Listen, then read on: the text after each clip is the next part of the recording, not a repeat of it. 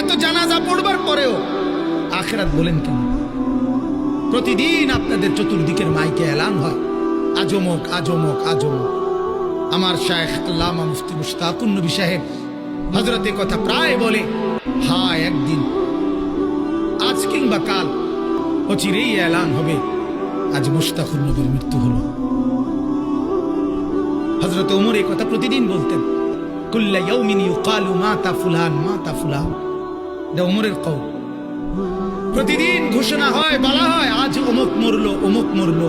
ওয়ালা বুদ্দা মিন ইয়াউমিন ইউকালু, অচিরেই নিশ্চিত একদিন আসবে যেদিন ঘোষণা হবে মাতা ওমর, ওমরের মৃত্যু হলো। হাদিসের মধ্যে আছে কিতাবে, ওমর রাদিয়াল্লাহু তাআলা আনহু একজন লোক নিয়োগ দিছিলেন। হ্যাঁ, একজন আলাদা লোক নিয়োগ দিছে, তুমি আমার পাশে থাকবা। কিছুক্ষণ পর পর